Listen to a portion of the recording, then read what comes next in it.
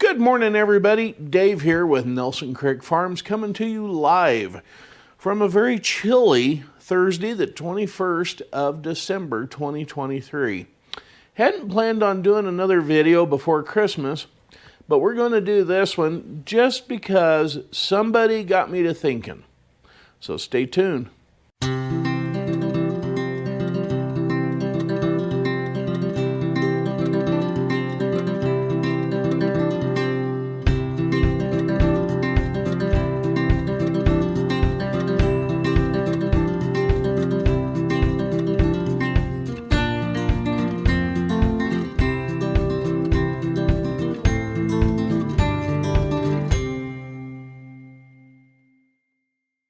Welcome back, everybody. Before we get started today, I would like to ask each and every single one of you out there, the viewers of this little deal, to please watch clear through to the end of today's video about the little tractor, because I have a question for each and every single one of you, and you can leave your thoughts and comments and whatever downstairs there in the comment section after you finished watching the video, because it does pertain to this channel.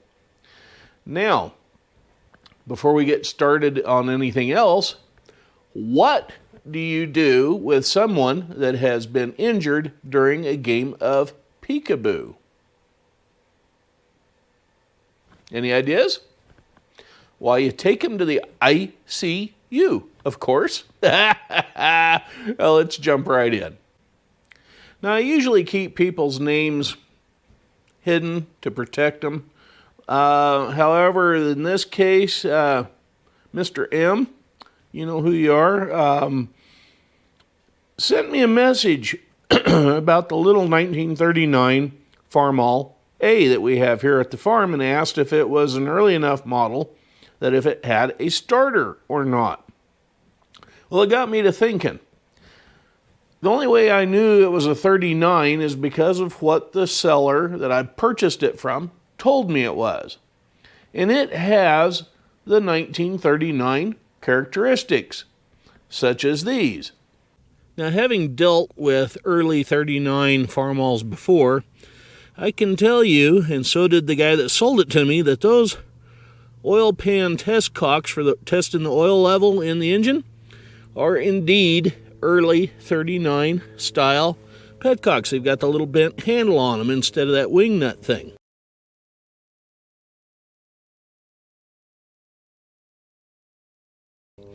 Plus, this tractor up here also has the hex-headed bolts or machine screws or whatever you want to call them with the slot in them. Those are what's called a Deutz fastener. Here's a picture of them. These little Deutz fasteners are designed to be opened up or undone. They're just a quarter turn bolt, if you will, spring-loaded contraption. There's a spring into there, and they just quarter turn and lock into place or unlock, and that slot is designed to be used with like a quarter. You can put a quarter in there and turn them if they aren't all rusted up. Oops, dropped the quarter. Or you can use a hex-headed combination wrench or whatever to get that apart.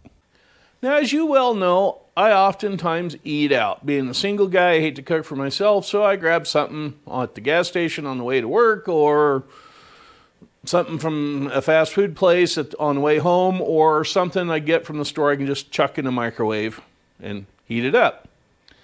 Well, the other day I happened to be at one of my favorite eateries, and I overheard a father and son talking. And the son quite innocently asked if his father knew what a solar eclipse was. And the dad's reply was, "No, son." As in, like, "No, son, I don't." Oh, sad joke. Now, here's yet again another example of a 39 part, at least what collectors call 39 parts, was a tapered rubber part of the steering wheel clear down here to the center section of the steering wheel. Most newer steering wheels just have a steel rod from about here down, this rod right here. They didn't cover it with this plastic or rubber material, whatever it is. This steering wheel on the Model B sitting next to it is a prime example of what I'm talking about. The rubber just came down to about here, and then it was just the steel rod all the way down, and it has a slight bend to it. So it makes it more flat to the surface of the nut that holds it on. Whereas on the 39 style steering wheels, these rods taper down to the nut, making it flat across, and they're straight because of the rubber that they put on them. We also know this tractor is early enough to have an exhaust lift on it, because it still has part of the mechanism of the exhaust lift on the tractor. Plus, it had the cable kill switch. Yeah, here it went up here to the magneto. And here, case in point, there's part of the cable hanging right here that came up to here to right there. Now this is a photo of what the sliding kill switch on a magneto would look like on a restored tractor. And this is what the little Farmall A that I have here at the farm would have had on it. So yet again, another early feature consistent with the 39 model year. So again, what do I actually have? Hey, speaking of lunch, I was sitting there the other day after I overheard the father-son conversation. The waiter came up and asked me if I would like to box my leftovers. I replied to him, I hate violence. I don't want to box you for food. Oh, it's another bad clunker. Oh, awful.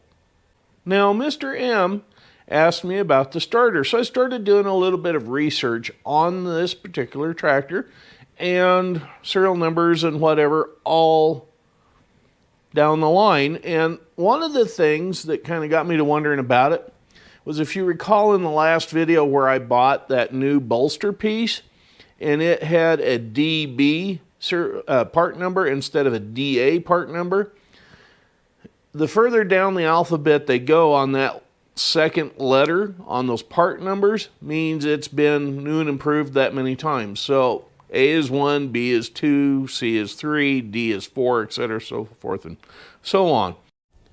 And to answer Mr. M's question, guess what?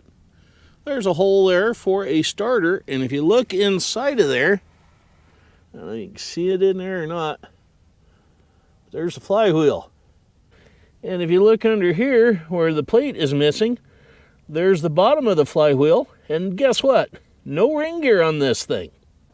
Now you have to have a ring gear on the flywheel for the starter gear to engage, so you can have an electric starting motor. So what have we got here? Let's take a closer look at this torque tube. Yeah, right over there, there's the hole for a starter to mount into. But we come over here, and I've taken a piece of chalk and highlighted this part number. It is 8638DE, as in David Edward. So this is the 5th rendition of a torque tube for the Model A and B size tractors. Now we know the engine block casting's late enough to have the generator mounting bosses put in it, and they have been drilled and tapped. Plus, up here on the fan, right behind the belt for the to drive the fan, is the pulley for the fan belt, or the generator belt that come down here to spin the generator that mounted down here. Now, from the looks of those generator bolt holes, I don't think there was ever anything in there because they're all rusted and cruded up. However, it does have the holes and whatnot in the front cross member to hold the headlights. However, back here on the back end of the tractor, there's not a sign anywhere of a rear work light. Now here's another indication of an early Farmall A. There's a serial number tag right down here on this foot plate instead of up underneath the seat there on that plate. It's down here, yeah. And that is serial number 5681. So that's another early peculiar feature to 39 model year tractors. Hey, as long as we're on the topic of food today for the bad dad jokes, I have a question really for all of you cooks out there. Very serious question. I'm in the mood for Chinese egg rolls. So how do you make an egg roll? Well, you push it, of course.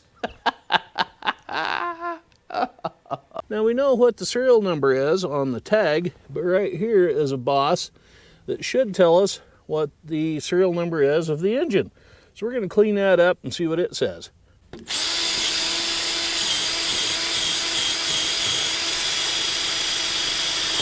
Well, like so many of these early tractors, nothing stamped on the boss right there either.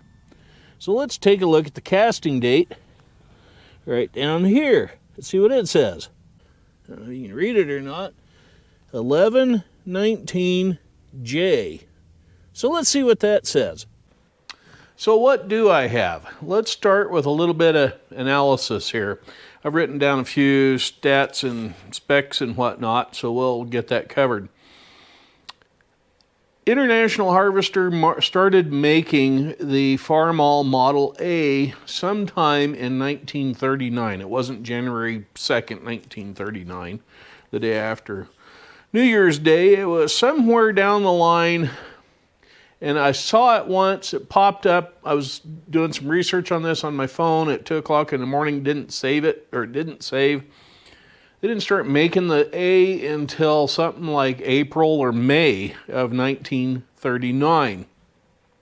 Now, the serial numbers for the Farmall A, as most everybody knows, started at FAA 501. That was the first tractor that they released to the public. Farmall used serial numbers 1 to 500 for all their experimental models. Okay, so anything from 501 to serial number 6743, or 42 actually, is 1939.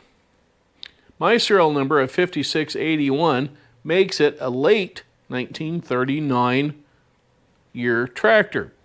But the engine block casting of 1119J contradicts that, as the engine block was cast on November 19th of 1940. Now, International had a real odd system of creating letters to represent years of manufacture, like A was 1933, B was 1934, so forth, so on. I was, or H, I forget, they skipped a letter somewhere, was 39, 1940, of course, was J, K was 1941, so forth and so on. So the engine was made in November, cast in November 19th, 1940. So that may not have been machined and installed in anything until January of 1941 even. So that leads me to believe that somewhere along the lines, the engine has been replaced. And what's in it is the replacement engine. Now, Nebraska Test 329, where they test tractors made by various manufacturers for horsepower performance, drawbar power performance, so forth, so on, fuel consumption, oil consumption, that sort of thing. It was test 329, and that test was done from September 28th, 1939 to October 6th, 1939, using tractor serial number 1061. Okay, so if in September through the first part of October, they were using roughly the 500th tractor made to conduct their testing, that's a 4,000 some number discrepancy between my little Farmall A and what they were using. So I'm wondering if production startup numbers were really super slow, because I can't see Nebraska University there holding on to these tractors for 3 or 4 months before they got around to doing the testing on them. So I'm not sure what we got going there. But if we go off the serial number of the tractor, it is a late 1939 model. Now, parts books show a starter rod for serial number 501, which is the first tractor released to the public, to serial number 54386. Okay, so that's way beyond my tractor. The starter was an option after serial number 54386, or was standard after serial number 54386, or a block-off plate could have been put on that opening like what's on mine after that serial number for a starter delete. Now, prior to 54386, the serial number, that plate would have been standard on the DE series torque tube like what I have on a tractor that was not equipped with a starter.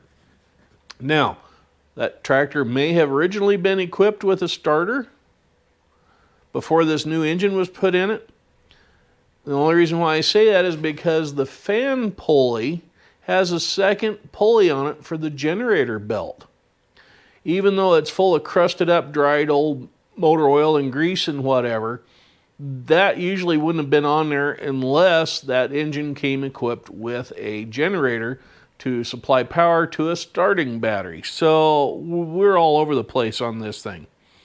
The book Farmall Letter Series by, what's his name? I forgot. Anyway, shows the first starter was actually on a tractor serial number FAA 18322, and that was built in March 25th of 1940. Okay, so who knows what this thing is? So technically, that engine could have come with a generator on it to powered or recharged a starting battery for a starter, or it couldn't have. I'm personally leaning to the fact that it is a real early 1939 tractor, and I don't think it came with an electrical setup on it because there's no headlights and no taillights on that thing. So it may have had an updated motor, belt pulley, and whatnot when the original motor got replaced. So, mongrel or thoroughbred, I think we got us a mutt. It's a little bit of everything. So when I do get around to restoring it, I'll probably end up trying to get it back as close to 1939 specs as possible. But who knows? Like that cable kill switch on the Magneto, that wasn't the greatest idea ever. It worked great when it worked, but it was a huge cost, so they went to the little push-pull switch with a wire. A lot simpler, and that'd probably be the way I go if and when we get around to restoring that tractor. So, to answer your question, Mr. M, I think the tractor originally came without a starter, and somewhere in its lifespan, it got beat up pretty hard, and it's had a replacement motor put in it. And when I say beat up hard, evident because of the busted axle and that front steering bolster and later parts put on the thing. Now, that torque tube part number, that E, between A and E, there could have been a torque tube numbered letter for the Model B, because basically the tractor is the same as a Model B, except for the axle housings for the rear end and the front axle assembly. Totally different, but other than that, from the radiator to the back of the transmission, all the same tractor. So who knows what I've got? So that's why I say it's probably a mutt. Yeah. So on we go. Well, that's going to wrap up today's little bit about the tractor, but now for the important question. It has come to my attention that a lot of people know me and my channel as Farmer Dave's channel instead of Nelson Creek Farms. I'm okay with that. But The problem is that I'm having a sneaky hunch that a lot of people punch in Farmer Dave when they do a YouTube channel search, and they come up with the gay sheep herder from Australia who come out on their version of the Big Brother TV show. So I'm thinking of a little bit of a name change for the channel. One of the options is doing Farmer Dave at Nelson Creek, or another thought I've had is Nelson Creek with Farmer Dave, just with flipping it around, or something along that lines. So I would appreciate hearing from all of you in the next day or so, and let me know what you think about maybe possibly a name change, or have suggestions on what to call the channel. We are here at Nelson Creek. I am Farmer Dave, I guess, in a way. So I'd like to see if we can get those two combined and keep it short. So thus, Farmer Dave at Nelson Creek, or Nelson Creek with Farmer Dave. So that's the two I've come up with. So if you got anything else, let me know. As always, thank you for watching. Thank you for subscribing. And if I don't talk to you between now and then, have an awesome Christmas and a very good 2024. So Happy New Year to you. Anyway, that's it for today. Y'all be kind, careful, and courteous in your travels, and don't cut off semi-trucks and do other stupid stuff. And we'll catch up with you later. I'm Farmer Dave, wishing you well. Bye-bye for now.